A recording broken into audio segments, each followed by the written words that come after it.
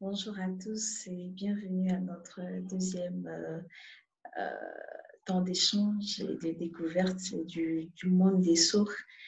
Et merci pour votre fidélité. Et d'abord, il faut partager la vidéo, il faut partager le live pour permettre à beaucoup de personnes de pouvoir nous suivre, de pouvoir apprendre.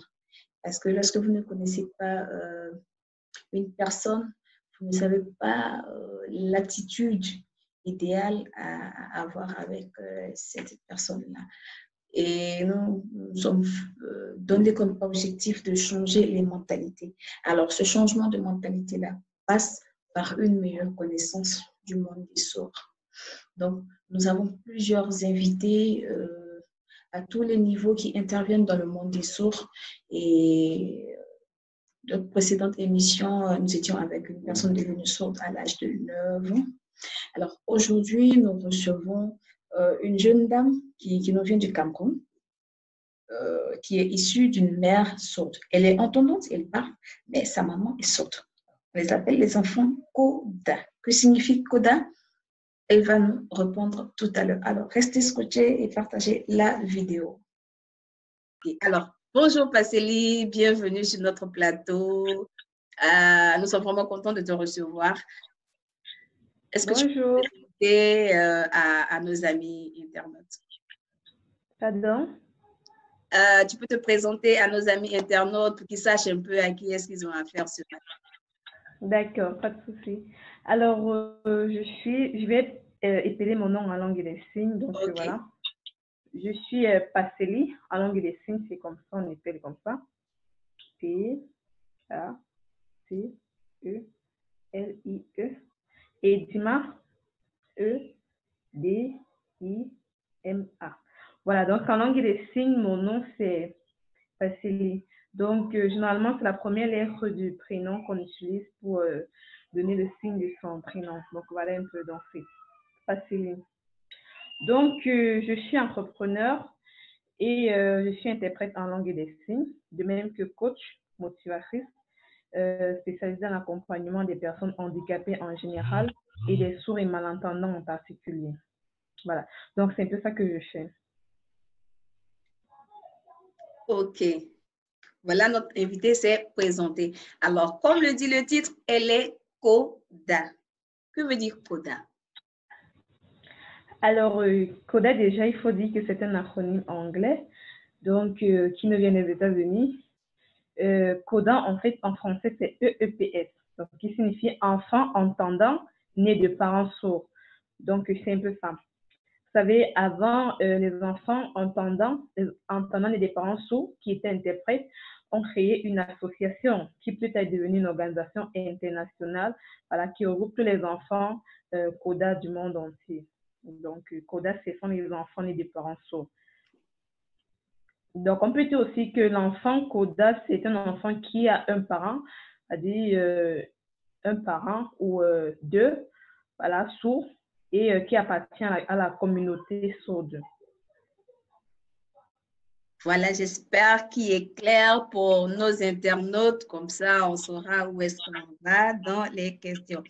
Ok, si vous avez bien suivi, elle a dit qu'elle est née de parents sourds. Alors, est-ce qu'on peut savoir, ce sont les deux parents qui sont sourds ou un des parents, lequel des parents est sourd? C'est un seul parent pour mon cas, donc c'est ma mère. C'est ma mère qui est sourde. Ok. Alors, dites-nous, comment est-ce que tu t'es rendu compte que ta maman était sourde? Qu'est-ce qu'elle était différente des mamans des autres, de tes amis? Je dirais déjà que c'est lorsque j'étais au primaire que je me suis rendu compte que ma maman était sourde, précisément en classe de commande. Donc là, je commençais déjà à réfléchir. Parce que vous savez, quand j'étais enfant, pour moi, tout ce qui m'intéressait, c'est jouer, manger. Et alors, je faisais la langue des signes comme un moyen pour pouvoir me faire comprendre par ma mère. Donc, vu que je voyais, bon, elle ne peut pas entendre ce que je dis. Donc, pour moi, c'était un moyen, en fait. C'était juste pour qu'elle puisse m'écouter. Donc, je ne m'interrogeais pas trop sur ce sujet. Et lorsque j'étais au cours moyen 2, j'avais des camarades et je partais souvent rendre visite à certains. Alors, je voyais comment mes camarades causaient avec leurs parents. Cette, c'est-à-dire, je voyais comment tout allait bien, leur mère les appelait par le nom. Et c'est alors là que je me suis rendu compte qu'en fait, ma mère aussi ne pourra pas m'appeler comme les autres parents. Donc, et elle ne pourra pas m'écouter. Et là, ça ne va pas durer pour un temps, ça sera pour toute la vie. Donc, je pense que c'est en ce moment que je me suis rendu compte que ma maman était sourde. Et là, quel sentiment est-ce que cela a créé en toi? Euh, En fait, c'était pas trop facile, surtout avec le regard des autres, donc sur la solitude de ma mère, vu que la plupart des personnes étaient ignorantes sur le sujet, donc ce qui fait qu'il y avait beaucoup de superstitions et beaucoup de préjugés, même j'ai envie de dire.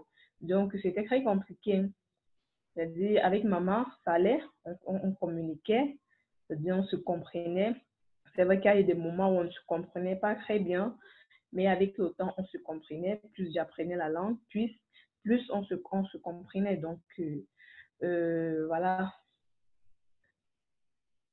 Mhm. Alors, dis-nous, comment est-ce que tu as appris à parler puisque si maman ne parle pas? Comment est-ce que toi, tu as pu acquérir le langage, en fait, le langage parlé? En fait, c'est parce que j'ai grandi dans deux cultures et dans deux communautés, si on va dire ça comme ça. Donc, j'ai grandi entre la culture sourde et la culture entendante. Donc, j'ai grandi avec certaines personnes qui parlaient. Alors, voilà, c'est comme ça que je parlais avec eux et je pense que c'est comme ça que j'ai appris à parler. Ok. Alors, est-ce qu'il y a une situation particulière qui t'a choqué, vu que ta mère est sourde? Est-ce que dans vos sorties, il y a eu peut-être des, des remarques ou des actes qui t'ont choqué? Ah oui, en effet. Donc, comme je disais tantôt, c'est plus le regard des autres qui me dérangeait le plus. Voilà, donc lorsque je sortais avec ma mère, il y avait certaines personnes qui l'appelaient Momo. Donc déjà au Cameroun, Momo en fait c'est comme une appellation, c'est-à-dire c'est comme une moquerie en fait. C'est comme des sous-personnes, des personnes qui ne peuvent rien faire, qui ne peuvent rien dire. C'est-à-dire on peut les faire de n'importe quoi et eux, ils vont juste subir. Donc c'était un peu ça. C'est-à-dire tout le temps c'était pareil, Momo, Momo et la manière que les gens se comportaient vis-à-vis des personnes sourdes. Parce que dernièrement, j'ai appris que, euh, en fait, lorsque ces gens étaient plus petits, on les avait enseigné il faut fuir les personnes handicapées et que ce qu'ils soient sourdes ou, bref, malentendants, peu importe, il faut les fuir. Donc, voilà, c'est un peu les préjugés, les superstitions, là, tout ce qui faisait en sorte que pour moi, c'était très compliqué. Donc, je ne savais pas comment faire comprendre aux gens que non, en fait, le sourd, il est comme vous, juste qu'il ne peut pas entendre, il ne peut pas parler. Donc, c'était un peu très compliqué. Alors, et maintenant, tu as toujours ces sentiments-là jusqu'à présent? Oui, parce que là, je pense il faut qu'on continue à sensibiliser les gens vraiment sur le handicap, que ce soit la surdité. Il faut qu'on continue à sensibiliser les gens. Parce que ça ne cesse pas, en fait, le regard que certaines personnes ont sur les sourds. Et je pense que c'est peut-être parce que les sourds eux-mêmes aussi, ils n'ont pas encore montré moi j'aime dire le vrai visage, c'est-à-dire qu'ils sont réellement ou qui ils peuvent être. Donc, peut-être c'est pour cela que ça dure aussi. Mais est-ce que tu as réussi à accepter le fait que ta mère soit différente des autres? Si oui, comment est-ce que tu es arrivé à l'accepter? Oui, j'ai accepté. Je dirais que c'est le développement personnel qui m'a aidée parce que, vous savez, j'ai beaucoup évolué, même dans ma manière de percevoir les choses. Donc, pour moi, c'est tout est grâce. Et j'ai su voir le privilège, la grâce dans l'handicap de ma mère ou bien dans la situation qui était là. Voilà, parce qu'avant, pour moi, c'était compliqué. J'étais toujours en train de me positionner comme celle-là, c'est-à-dire qui a beaucoup de responsabilités, comment elle va faire, elle a une maman sourde et tout, mais non. Pour moi, en fait, maintenant, c'est un privilège, en fait. C'est une grâce pour moi actuellement. Donc, je pense que c'est le développement personnel qui m'a beaucoup aidé pour que je puisse arriver à avoir cet état d'esprit et apprécier en fait le bien fondé. Ok, alors dites-nous, c'est quoi le quotidien d'un enfant Coda? Le quotidien des enfants Coda, déjà il faut dire que les enfants Coda, surtout les aînés, ont une énorme responsabilité, vraiment. Parce que mon cas, par exemple, très tôt, j'ai compris que j'étais la seule responsable de ma vie. Donc, et j'ai compris en fait la responsabilité que j'avais. Déjà étant enfant, j'étais déjà l'interprète familial. Donc, j'étais obligée d'interpréter tout, les conversations avec ma mère et les autres personnes. J'étais la médiatrice. En fait, j'étais l'oreille de la famille et je le suis toujours. Donc, je suis l'oreille de la famille et la bouche de la famille.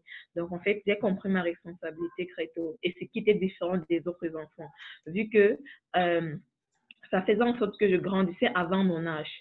Donc, voilà. Et donc, par rapport aux enfants, j'ai envie de dire normaux, tu te rends compte que ta mère compte plus sur toi, que toi tu ne comptes, que toi tu ne devrais compter sur elle.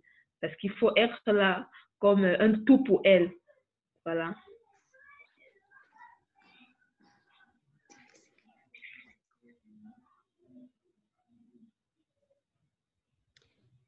Exactement. Vous avez compris, l'enfant Coda, sa particularité, c'est qu'il est obligé de grandir plus vite que son âge. Et déjà, enfant, tu as des responsabilités. En fait, ça s'impose à toi, en fait. Ça s'impose à toi. Et voilà, c'est... Et tout le temps, c'était pareil. C'est-à-dire, même si c'est qu'on doit partir à l'hôpital, je dois être là, partir à l'école, je dois être là pour interpréter. Donc, même si je fais quoi, j'ai cette responsabilité, en fait, de m'élever et partir interpréter tout ce que ma mère veut et voilà, tout ce qui est important pour elle. Donc, j'étais toujours là. Mais est-ce que cette situation-là, à un moment donné, c'est pas pesant pour toi? Est-ce que c'est pas difficile pour toi en tant que jeune fille? On a souvent, on a besoin d'un peu de liberté, de penser à certaines choses. Et quand maman est derrière, qu'est-ce que ça te fait ressentir tout ça? En fait, il y a des moments que c'était vraiment pesant. C'est-à-dire, pour moi, je voyais ça comme c'était trop pour moi seule. J'avais envie aussi d'avoir une épaule sur laquelle pleurer, quelqu'un sur qui compter. Donc, c'était pas du tout facile, vraiment. Donc, mais vu qu'après, j'ai accepté cette situation malgré tout, mais j'avoue, ça n'a pas toujours été facile. Il y a eu des moments de dépression parce que je me sentais un peu comme seule, bien que ma mère était là, mais j'avais toujours l'impression que je dois être là pour me sacrifier en fait. C'est moi qui dois être là pour les autres, mais et moi qui est là pour moi. Donc j'avais toujours cette impression tout le temps et c'est comme ça que je me plaignais, j'allais mal et tout.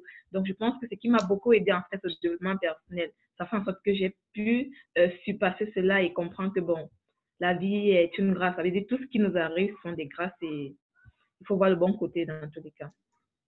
Mais ça n'a pas été facile, ça a été toujours pesant à un moment donné. Mais la situation générale des personnes sourdes au Cameroun, comment est-ce que ça se passe généralement? Généralement, les personnes sourdes au Cameroun ont beaucoup de défis. J'appelle ça défis parce que ce sont des défis qu'il faut relever. Donc, entre leur droit qui n'est pas déjà respecté pour la plupart et leur épanouissement, vraiment, il y a beaucoup de freins, il y a beaucoup de difficultés. Voilà. Et généralement, les sourds au Cameroun ne reçoivent pas une information de qualité. En fait, ils sont coupés des réalités du monde. Il n'y a pas de journal où il y a un interprète en langue des signes. Déjà, c'est compliqué. Ça donne encore plus de travail à l'enfant Coda. Parce qu'à la maison, je suis par exemple obligée d'interpréter le journal à ma mère. Tout ce qui se passe, je suis obligée d'interpréter. Donc, les sourds au Cameroun ne reçoivent pas une éducation de qualité à l'école.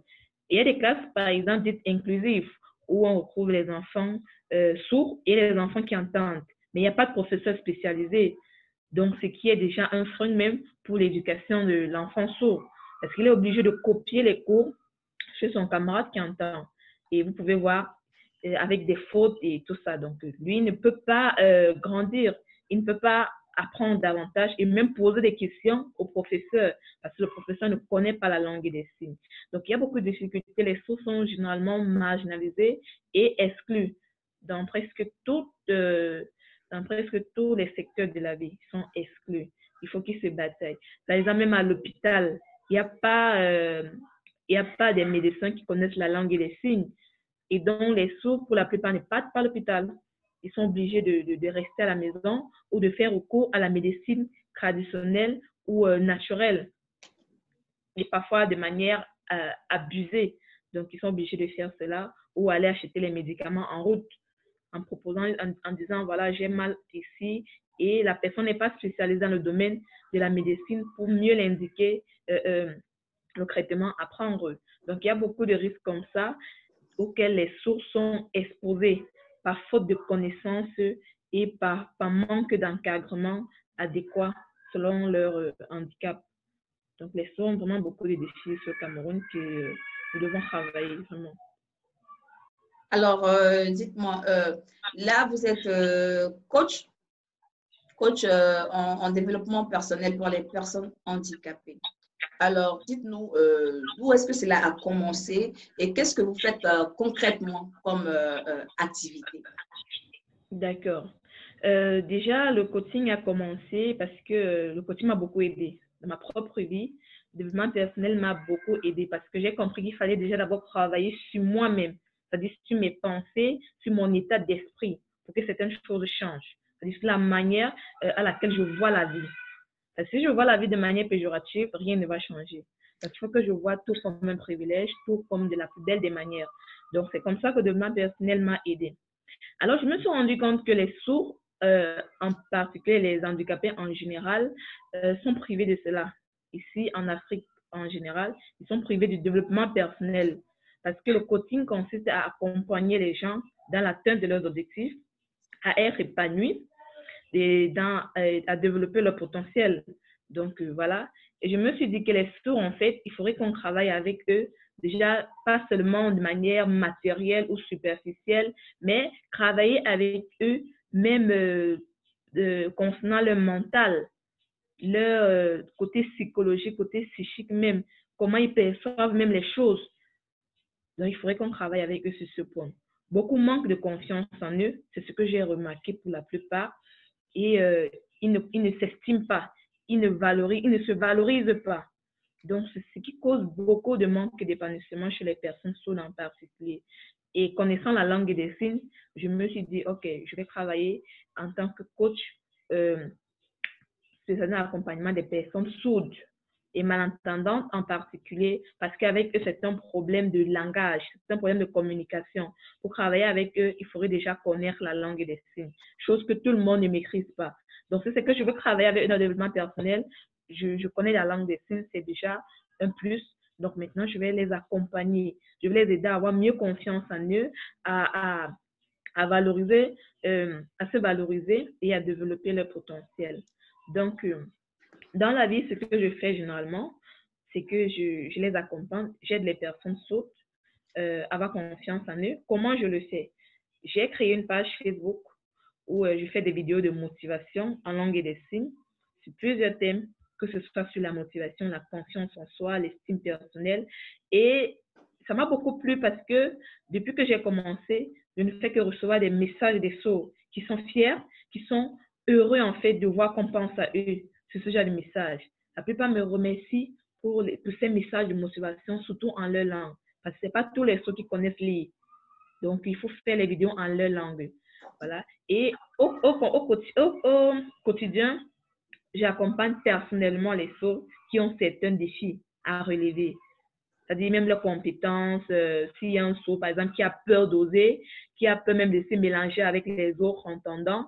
Donc, je l'aide en fait à surpasser cela. Je l'aide à mieux vivre et à mieux être épanoui. Et là, nous le faisons par des conférences de motivation, par des coachings privés et des coachings publics. Donc, on travaille avec eux dans ce secteur.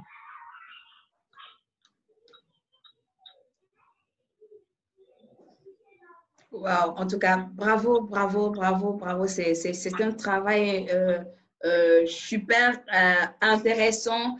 Et comme on l'avait dit en préparant l'émission, les sourds ont souvent tendance à se minimiser, à se minimiser. Et d'où vient cette tendance à se minimiser là? Ça vient en fait des, des concepts de la société africaine elle-même. Parce qu'on leur a mis en tête que ce sont des personnes qui sont juste là pour recevoir des aumônes. Et dites-nous un peu sur cet état de fait-là. Comment est-ce que la société a pu influer un peu sur l'état psychologique des personnes? Ouais. Déjà, je dirais que ça commence dans la famille. Dans la famille, le sourd ne peut pas avoir confiance en lui parce que déjà, on va prendre l'exemple d'un parent qui a un enfant sourd et un enfant qui entend. Le parent va vouloir plus investir sur l'enfant qui entend que sur l'enfant sourd. Parce qu'il va se dire que non, l'enfant, il entend, il peut devenir ministre demain, il peut devenir président, je ne sais pourquoi. Donc, il va investir plus et délaisser l'enfant sourd. L'enfant sourd devenu adolescent, on va l'envoyer aller faire les travaux champêtres uniquement. Pourtant, il peut faire mieux. Alors, dans la famille, on limite déjà l'enfant sourd. Ça crée déjà un manque de confiance en eux. Et c'est-à-dire, il n'arrive même pas à se valoriser. Et il se dit que c'est juste ça qu'il peut faire dans sa vie. Il peut juste faire des travaux champêtres. Voilà. Et maintenant, une fois entré dans la société, c'est la même chose. Avec des appellations comme Momo, on veut lui faire comprendre que non, tu ne peux pas t'affirmer. Tu n'es pas comme tout le monde, en fait. Tu ne peux pas rêver grand. Tout ce que tu peux faire, c'est juste aide chantier. En fait, c'est tout ce que tu peux faire. Donc, ce qui fait qu'ils sont obligés, en fait, de se minimiser. C'est-à-dire, même ceux qui ne le veulent pas. Mais c'est ça.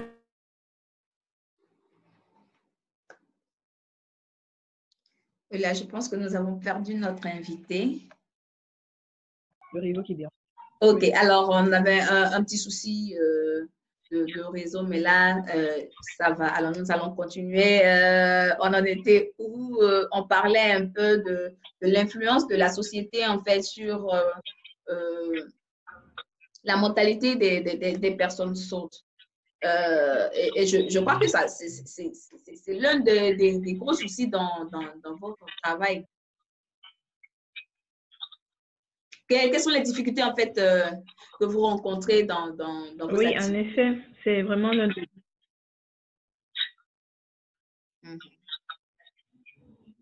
Donc, les difficultés, en fait, que nous rencontrons, c'est, comme vous avez dit, c'est plus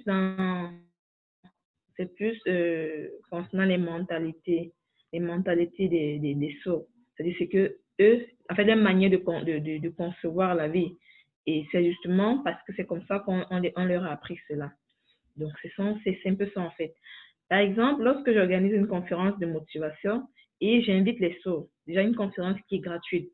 Mais généralement, la question qui me vient, c'est est-ce qu'à la fin, on va payer? Est-ce qu'il y aura de l'argent après la conférence? Donc, vraiment, parfois, ça me décourage, ça me dérange. En fait, je me demande, est-ce que je vais arriver? Est-ce que je vais arriver avec cette conception? Donc, je vais aller comprendre et je les félicite juste, je les encourage à venir et je les montre les biens fondés de la conférence. Pourquoi vous venez? Pourquoi c'est important, en fait. Voilà. Donc, je pense que les conférences que j'ai organisées et avec le nombre de personnes sourdes qui sont déjà venues, je pense qu'ils ont compris. Et petit à petit, ils comprennent en fait que la connaissance est importante. C'est vraiment important. Parce que lorsque vous connaissez, vous pouvez mieux encadrer votre enfant. Vous pouvez mieux transmettre ces informations, même autour de vous. La connaissance est très importante. Donc, voilà, c'est beaucoup plus ce problème que j'ai. Mais petit à petit, nous travaillons et je pense que les sourds sont déjà en train de comprendre que non, ils peuvent faire mieux et ils peuvent voir la vie mieux qu'ils voient maintenant. Exactement. Alors, c'est comme nous étions en train de le dire, ce sont les habitudes, en fait, que la société a données. C'est le cliché, en fait, le cliché que la société renvoie sur les personnes sourdes. Parce qu'on voit les personnes sourdes juste, il faut les glisser une pièce là, voilà quoi. Or, ce n'est pas ça l'important. Il faut lui apprendre, il faut lui enseigner comment se développer lui-même et comment pouvoir créer des sources de revenus pour pouvoir s'épanouir lui-même, pour pouvoir s'épanouir. Et c'est ça, en fait, notre combat, que chacun puisse comprendre un peu comment agir en fait, avec les personnes sourdes. Comme on avait dit au départ, quand tu ne connais pas une personne, tu ne sais pas comment agir avec la personne. Tu fais des actions, tu penses que tu es en train de bien faire. Parce que oui, moi, je sais que ces personnes-là qui glissent des pièces au sourd pensent que c'est la meilleure manière de le faire. Mais non, ce n'est pas la meilleure manière. Ce n'est pas la bonne manière. C'est pas la bonne manière. En effet. Alors, dis-moi, est-ce que qu'est-ce qui t'a marqué un peu parlons un peu, revenons un peu sur le cas de ta mère, par exemple. Qu'est-ce qui t'a marqué, un fait marquant, en fait, que tu aimerais partager avec nous, qui t'a marqué peut-être négativement et plus positivement? Donne-nous deux faits. Est-ce que c'est possible? Quelque chose qui t'a marqué? Ok, côté négatif, c'est comme je vous ai d'abord dit. C'est-à-dire, c'est le fait que lorsque je marche avec ma mère et que certaines personnes se donnent le luxe de l'appeler Moumou. Donc, c'est ça qui m'a marqué en fait négativement. Et voilà, donc ça m'a beaucoup dérangé. Voilà. Donc, maintenant, côté positif, je dirais en fait, c'est le caractère de ma mère. C'est-à-dire, malgré sa surdité, malgré les défis auxquels elle a eu à faire face, malgré tout, c'est cette force en fait qu'elle a. C'est ça qui me marque. C'est-à-dire, je comprends en fait qu'on puisse être sourd, handicapé ou je ne sais trop quoi. Nous pouvons faire des choses exceptionnelles. Nous pouvons mieux encadrer nos enfants. Nous pouvons mieux nous développer. Nous pouvons réaliser nos rêves. Parce qu'il faut dire que ma mère, elle n'a jamais menti. Mais c'est pas comme si c'était l'envie qui manquait. Ou bien elle n'avait pas des sous qui lui proposaient cela. Non, il y en avait. Mais elle disait que non, non, je ne veux pas. Je veux me battre. Je vais faire tout pour pouvoir élever mes enfants dignement. Et ça a toujours été le cas depuis que je suis petite. J'ai toujours observé cela chez ma mère. Elle a fait tout. C'est-à-dire, elle se retrouve dans tel commerce. Dès que ça ne donne plus, elle change, elle fait autre chose. Tout ça, c'était pour le bien-être de ses enfants. Donc, en fait, c'est cette force-là que je pense que j'ai eue de ma mère. Et c'est ça qui m'a marqué positivement. Et là, je comprends qu'en fait, les sourds sont comme tout le monde. Donc, s'ils avaient reçu un encadrement adéquat ou une éducation de qualité, vraiment, c'est que ces personnes pourraient ou pourront faire des choses extraordinaires et exceptionnelles. Ok, alors, vu un peu votre expérience, nous savons qu'il y a beaucoup de personnes sourdes qui ont des enfants. Il y en a qui sont mariés, qui ont des enfants. Il y en a qui ne sont pas mariés, qui ont des enfants également dans des situations, c'est vrai, souvent c'est compliqué, d'autres sont victimes de viol, d'autres, quelqu'un qui leur met la grossesse, mais qui disparaît après. Et qu'est-ce que vous pouvez dire à ces enfants-là, les enfants? D'abord, à ces parents sourds, en fait. C'est vrai qu'il y en a qui ne savent pas vraiment à quel sens se vouer. Il y en a qui démissionnent carrément de l'éducation de leurs enfants. Qu'est-ce que vous pouvez leur dire?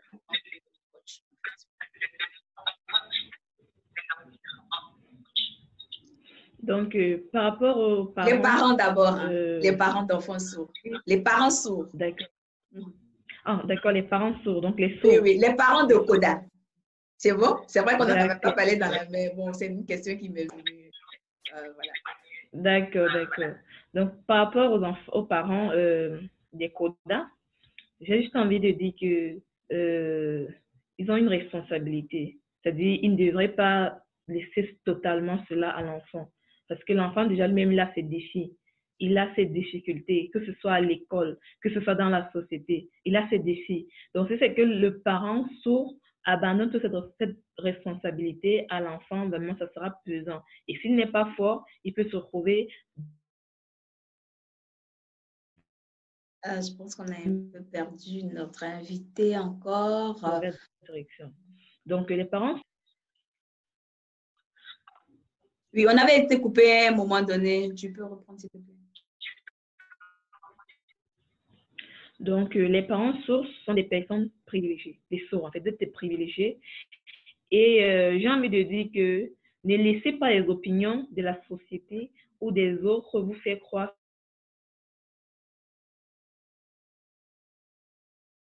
ce que vous n'êtes pas. Vous êtes des personnes exceptionnelles. Vous pouvez faire des choses exceptionnelles à chacun de nous, un potentiel, et que nous devons l'explorer, nous devons développer ce potentiel. Donc, et vraiment, prenez cette responsabilité au sérieux, c'est-à-dire d'avoir des enfants et de les élever malgré tout. Vraiment, c'est très important que l'enfant puisse aussi compter sur son parent. Donc, ne donnez pas toute cette responsabilité à l'enfant Koda. Et surtout, ne vous limitez pas. Ne permettez pas qu'on vous limite. Donc, allez vers les choses. N'attendez pas toujours que les choses viennent vers vous. Parce que vous avez attendu pendant longtemps, mais ça ne s'est jamais fait. Donc, allez vers les choses. Allez à des conférences, apprenez et transmettez ces connaissances à vos enfants. Allez à des formations. Donc, essayez de vous rapprocher des personnes, qu'ils soient entendants ou sourds. Essayez de vous rapprocher des personnes qui peuvent vous aider, peut-être avec une connaissance de plus, pas seulement financièrement. Donc, vous pouvez faire des choses exceptionnelles et déjà, vous pouvez aussi compter sur moi. Voilà. Alors, et les enfants Koda vraiment que je salue ce matin. Je salue vraiment tous les enfants Koda. C'est une grande responsabilité. Vous êtes une fierté. Je sais que vous êtes une fierté pour vos parents et ça. Alors, je laisse Miss Paceli vous donner quelques petits conseils. Voilà. D'accord. Pour les enfants Koda, en fait, j'ai envie de vous dire que vous êtes des personnes spéciales, c'est-à-dire très spéciales même, j'ai envie de dire. Vous avez 2 langues, 2 cultures. Vraiment, c'est un privilège. C'est un avantage considérable d'apprendre la langue et les signes et de faire partie de la communauté sourde. Donc, vos parents ont besoin de vous et soyez toujours là pour eux, vraiment. Soyez toujours là pour eux. Impliquez-vous pour la cause des personnes sourdes, pour que le droit soit respecté de manière systématique et durable. Impliquez-vous parce que vous connaissez très bien ce que vos parents vivent à la maison. Vous connaissez le manquement et vous connaissez la responsabilité de tout un chacun. Voilà. Donc, essayez de vous battre pour vos parents. Vos parents comptent sur vous. Ils n'ont pas voulu être sourds. Ils n'ont pas décidé. C'est la vie. Personne n'est à l'abri de cela. Donc, essayez de vous impliquer et essayez d'être un soutien, un roc pour eux. Voilà, sur lequel ils peuvent s'accrocher, sur lequel ils peuvent compter. Même si la société les rejette, mais sur vous, enfants, ils peuvent compter en fait. Donc, vraiment, c'est une autre responsabilité. C'est beaucoup de défis, mais ce sont des défis en fait que vous devez relever. Considérez ça comme des défis, pas des difficultés ou des obstacles, mais ce sont des défis que vous devez relever. Alors, je ne termine jamais mes émissions sans un mot pour les autorités parce que je sais que tout vient de là. C'est eux sont eux qui peuvent prendre les meilleures décisions pour changer les choses, pour changer la situation des personnes handicapées. Alors, que pouvez vous dire aux autorités camerounaises et peu importe là où cette émission ira, tous ceux qui pourront regarder cette émission, qu'est-ce que vous pouvez leur dire? D'accord. Les autorités, que ce soit les autorités d'Afrique, du Cameroun, c'est-à-dire du partout, j'ai juste envie de dire que pour qu'ils puissent avoir meilleur développement, c'est un développement durable dans un pays, il faudrait que ce soit inclusif.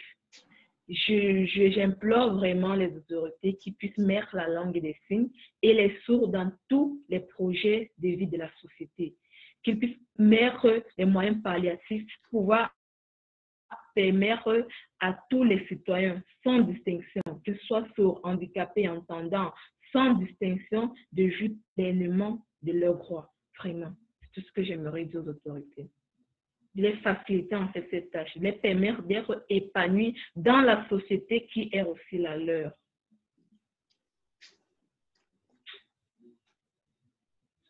Oh, merci, Miss Passeli. Merci d'être passée à notre émission. Ça fut un plaisir de vous recevoir et on espère que tout ce que vous avez dit ici a été bien compris par les uns et les autres et que ça va contribuer à changer, ne serait-ce qu'un petit peu, les mentalités et changer les choses.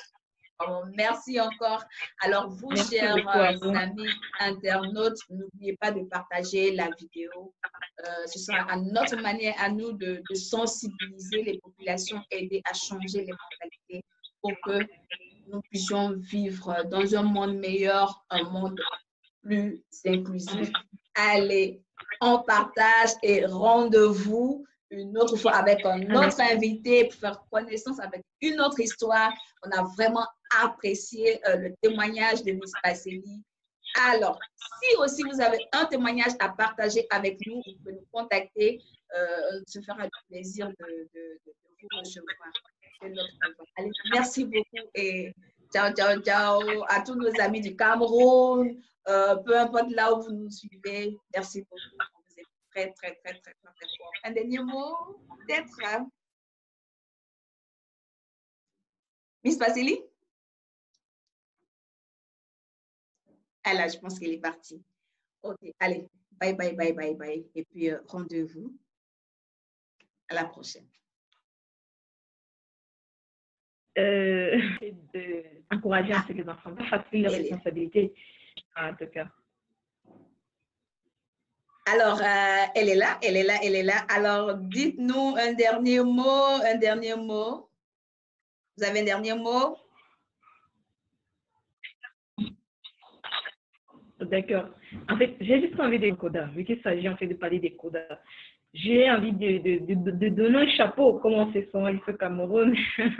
Donc, en fait, des personnes fortes. Vous êtes vraiment, vous avez une lourde responsabilité. Et je pense que pour ces enfants codas qui se battent pour leurs parents, vraiment chapeau à vous, courage, vraiment. Vous êtes des personnes très fortes. Et je suis sûre que Dieu vous bénira. Wow, c'est beau. Alors, elle a voulu donner son dernier mot aux enfants Koda. J'embrasse tous les enfants Koda, vraiment que Dieu vous soutienne, que Dieu vous bénisse. Nous sommes ensemble, on est avec vous. Allez, courage, c'est pas facile du tout. Pas facile, c'est la même réalité pour tous les enfants Koda. Courage, courage, courage, courage. Et vous pouvez pas les bras. Voilà, et vous pouvez compter sur moi, vraiment, d'une manière ou d'une autre. Je suis ouverte, que ce soit de ma page Facebook, mon compte personnel, là pour vous. Que vous soyez coda ou que vous soyez sourd. En fait, c'est ma mission divine. C'est ce combat que je suis en train de mener pour l'épanouissement des sourds en Afrique et également les enfants coda qui puissent être aussi épanouis, vraiment. Voilà. Alors, donc, que vous soyez coda ou personne sourde, vous pouvez la contacter. Son nom, c'est Passeli Edima. C'est ça, hein? Voilà. Vous pouvez la retrouver sur Facebook. Voilà. Et elle se fera un plaisir de vous aider, de vous donner des conseils, de vous donner des orientations, de vous encourager. Même si vous avez des difficultés à partager, n'hésitez pas à la contacter. Vous pourrez échanger des expériences qui vont vous aider également et qui va vous permettre de mieux appréhender les choses. Alors, comme je le disais, ce fut un plaisir. À nous revoir une autre fois. N'oubliez pas de partager et d'inviter tout le monde à suivre ce live. Allez, merci encore et puis bye bye. Merci encore, Miss Passeli. Toutes nos salutations à tous les sourds du Cameroun, à tous les interprètes du Cameroun, voilà, à tous les codas du Cameroun. Allez, bye bye. Merci encore. C'est un plaisir. Bye bye. Bye.